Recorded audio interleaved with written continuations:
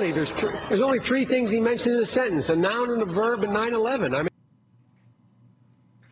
That's then candidate Biden in 2008. Perhaps it provided inspiration for Mr. Biden's re-election campaign, which can be described as noun, verb, January 6th.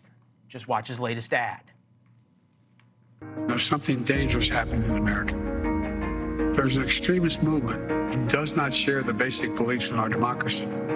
All of us are being asked right now, what will we do to maintain our democracy? Because of a coming snowstorm, Mr. Biden will commemorate January 6th on January 5th this year. He's moved up his Valley Forge campaign speech a day to Friday. Here now, Director of Data Science, Decision Desk HQ, our partners, Scott Tranter, and politics reporter at The Hill, Julia Manchester. Nice to see both of you. This is reporting from our friend Alex Thompson at Axios. Senior campaign officials say the venue is apt. It's where Washington's army endured a frigid winter in 77 to 78 before uniting his troops and fighting for democracy and freedom against the British. Biden will try to rally his party for a fight against MAGA extremism. Scott Tranter, does polling show this actually works? Look, polling shows a lot of things work depending on how you phrase the question. That's kind of how I look at that poll right there. I think what's interesting for Biden, at least coming into his campaign, is he's down pretty far, both in his favorability and in key states he needs to win, like Pennsylvania, Arizona, Michigan, which is a state he should win, is in play. It's just not looking good for him as he starts. But, you know, he's got a year to go and he's got a lot of money.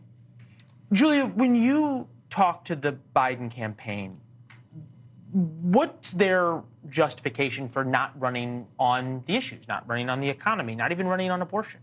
Well, looking at this issue, in a way, if you go back to 2019 and 2020, even though that was pre-January 6th, Biden was still running as the democracy candidate in a way, running to restore the soul of America, if you will. And I think right now, when you look at Biden's low favorabilities, his negative numbers, it's not only among independents, but it's among his base. And he needs his base to turn out. He needs that Democratic coalition. There was a USA Today poll out yesterday showing him declining with black voters and young voters. And this is an issue in their calculus that will animate that base. Look, and you saw the images in this ad, not only of January 6th, but of Charlottesville. That speaks to black voters as well.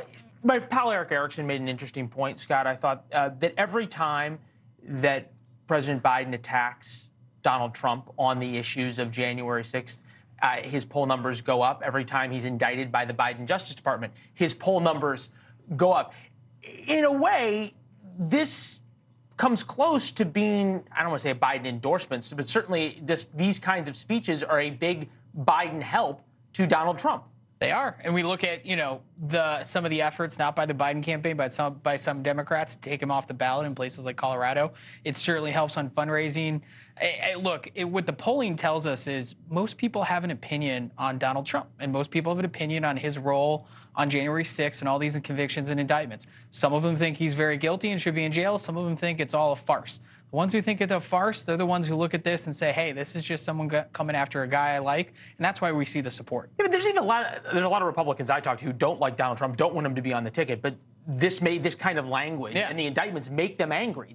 It rallies them to Donald Trump. And look, Julie, to be fair, we've seen Democrats try to get Trump-friendly or very Trumpy candidates on the ballot and work for them in order to not run against moderate Republicans, meddle in the primaries. Does the Biden campaign even care about the optics that we're just now talking about of helping Donald Trump? Not necessarily. Look, because I think they're trying to focus on their own base. They have a real base problem right now. I mean, of course, they want to focus on independent and moderate voters, but they need to be focused on really animating their base. Right now, the base is not excited about Joe Biden. They're not. I don't think anyone's really excited about a Joe Biden-Donald Trump matchup, but it's a base problem for Biden, and this is an issue that he's going to lean on. See, and you're nodding along, too. That means we have agreement. We can move on. It's good to see you. Absolutely. Thank you very much, my friends. Thank you. Appreciate it. We'll see you guys on the trail. Thanks for watching. Go to joinnn.com to find NewsNation on your television provider. And don't forget to click the red subscribe button below to get more of NewsNation's fact-driven, unbiased coverage.